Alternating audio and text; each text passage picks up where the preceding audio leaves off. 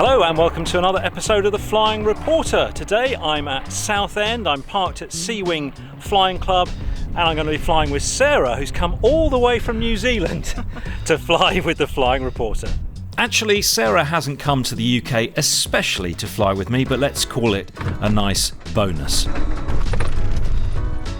This local flight from Southend was filmed over the summer.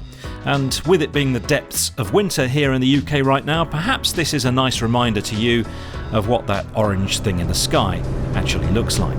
Temperatures and pressures are in the green, airspeed is increasing. Today I talk about pilots getting tongue-tied. It has to be the most difficult thing to say in UK radio telephony. It used to be just Squawk 7000 or Squawk VFR. Now it's Squawk Conspicuity.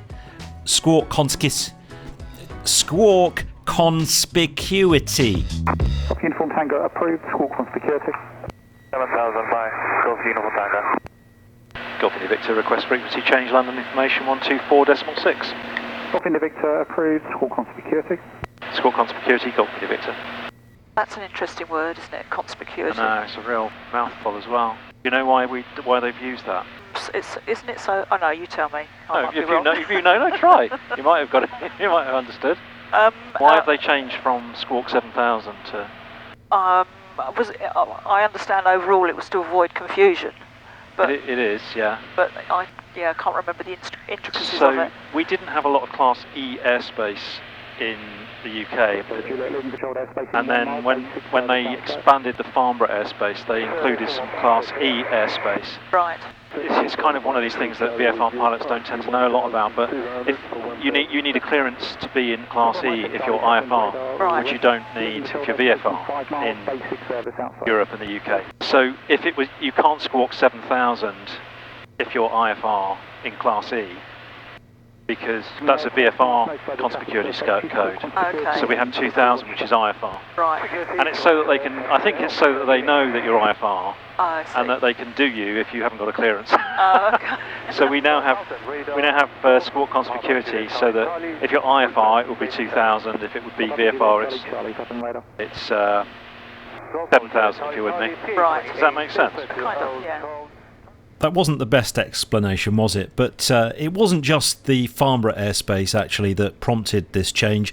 It was a wider reclassification of airspace across the UK. And because of the different rules that apply to VFR and IFR traffic in Class E, controllers needed to know which traffic were IFR and which were VFR for safety reasons, so that IFR traffic could be adequately separated from each other. This has all been in place now since 2020, I think, yet so many of us still struggle with the phrase Squawk Conspicuity. Let me know in the comments how you get on with it. The Flying Reporter is made with the support of flight training organisation Anglian Flight Centres at Earlscone in Essex. I've yet to come across a more friendly and professional flying school than Anglian Flight Centres. They support me with most of the instructional needs I have, all my revalidations such as my biennial check flight, my IMC rating renewal every 25 months, and they're always on hand to answer any questions I have, such as about licensing or if I have a complicated flight coming up and I need some advice. They may not be the nearest flying school to you, but I would argue they're worth travelling the extra mile for, because I can assure you they'll go the extra mile for you. If you're looking to learn to fly or just need an hour with an instructor, get in touch today. And relax. Now, Sarah is a pilot from New Zealand. She flies a Cessna 152, 172 and Aviat Husky. I think I know which one of those she prefers. Now, the reason I'm flying with Sarah today is because she's doing some really interesting work with student pilots in New Zealand to help them study for and pass the theoretical knowledge exams, which for some is harder than others. So Sarah, you got in touch because you were coming over to see family. Yes. And I think you'd heard me talk about wanting to champion diversity in aviation. Yeah. And you got in touch because you support pilots or wannabe pilots or trainee pilots, yep, who have neurodiversities. Yes. And maybe start by telling us what that means, because I think unless you've been in touch with that world, yeah, you might not know what that means. What's yeah, a neurodiversity? Well, neurodiversity, of course, is a really broad term. And in a sense, your brain and my brain are different, so we're neurodiverse in a sense. We're all on a spectrum. But I guess when we're talking about more significant neurodiversity, we're talking about dyslexia, dyspraxia, ADD, ADHD, autism spectrum. And then you can add all sorts of other neurodiversities onto it. But for me, in the aviation world, I tend to focus on, you know, the dyslexia, ADHD, ADD, and the autism spectrum. And that comes from a background in education, where I've done a lot of work with neurodiverse students. So what kind of education work were you doing then? Well, I was at what's a college, which is basically a secondary school in New Zealand, and I established a neurodiversity program. Yeah. And really it was about recognising and identifying neurodiverse learners and then equipping the staff with the tools to work with them and to allow the students to be successful. And then I just branched out and, you know, I've started working with the teachers. I left the college and I established my own business, Sharpe Minds. And yeah, I've been working with teachers, I've been working with tertiary training organisations, I've been working in prisons. And then with my flying, latterly, I now work with with students wanting to get their PPL and their CPL in fixed wing or rotary. And what special challenges do they face on the whole with getting a CPL or a PPL? Well, I think if you're a neurodiverse learner, you're often very right brain and visual spatial. Right. So you think in pictures rather than words. Right. That's how your brain works. So when you're confronted with 6 textbooks that you've got to read and 6 exams that you've got to sit with questions that have got double negatives thrown in. Just to try and challenge it, yeah. And, or one word that is slightly different from the other Yes. options. There's that issue in itself, but also a lot of adults come with a huge anxiety around doing exams because of what's happened to them in the education system. So it's a huge barrier, but when you get into the cockpit with them, they're amazing in the cockpit. So they've got the very practical flying skills, Absolutely. probably better than me. Better than me too. Yeah, definitely. But it's just the theory and getting through the exams and learning the material. Yeah. Because it's not geared up for them. Absolutely. So what do you do differently then? So what I do is we start with what we call metacognition. So that's understanding how they learn and understanding a bit about their brain, and actually hopefully starting them on a journey to actually believe that they're not stupid, because that's often the message they've been fed in the education system. So we break down some barriers around that, and then we look at their brains and how their brain works. And that's often incredibly revealing for them. And they realise that they can do things that I can't do with my brain. And then we put strategies together that are going to support the way they think and the way they learn. Can you give me an example of the kind of strategies that you might employ? Yep. For someone maybe who's, should we say, dyslexic as a starting point? Yeah, for sure.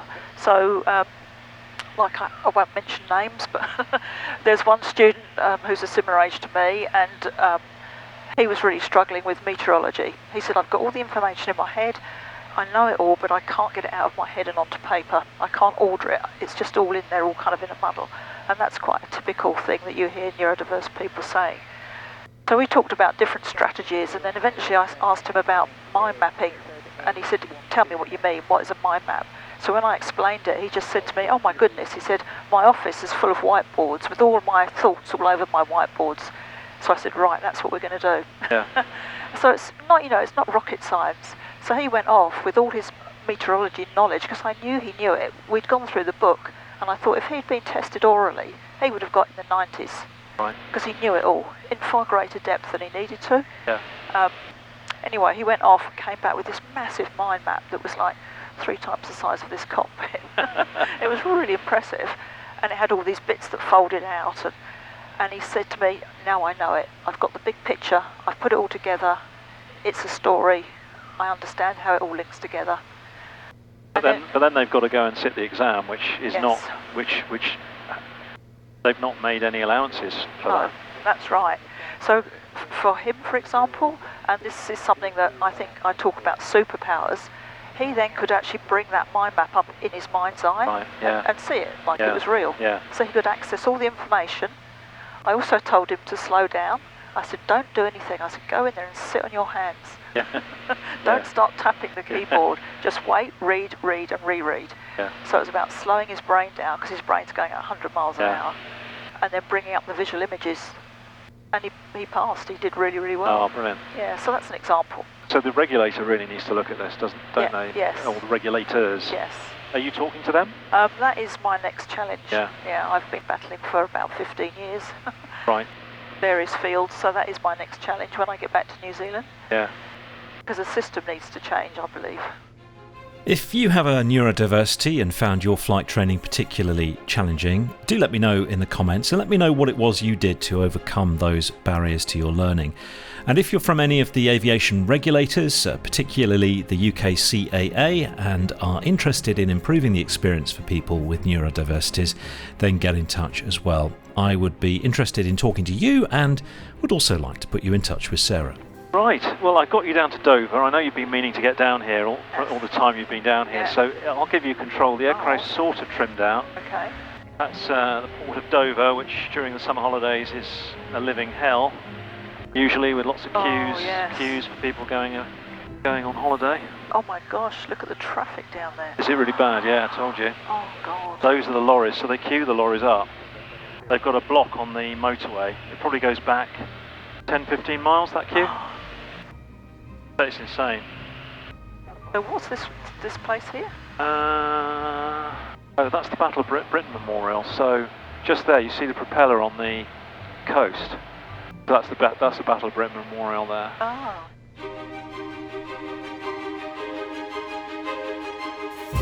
As I buzz around the UK in my Arrow, I sometimes forget to enjoy seeing the sights from 2,000 feet. Having Sarah here with me in the cockpit today has reminded me what a pleasure that can be. Southend, radar Golf Bravo Mike India Victor, inbound with Oscar QNH 1012. Golf Bravo Mike India Victor, Southend radar push message. Golf Bravo Mike India Victor, inbound from the southeast, 16 miles to the southeast. VFR, we have Oscar 1012 2POB, request join. Golf Bravo Mike India Victor, score 4575, Southend QNH 1012, basic service. Squawk 4575, QNH 1012, basic service, Golf India Victor. Golf India Victor, surface wind 220 at 10, runway 23, clear to land. Clear to land, runway 23, Golf India Victor. Always lose a bit of lift here. Classic Southend 23 approach. Southend Victor, step a bit, sorry, disregard on frequency. No problem.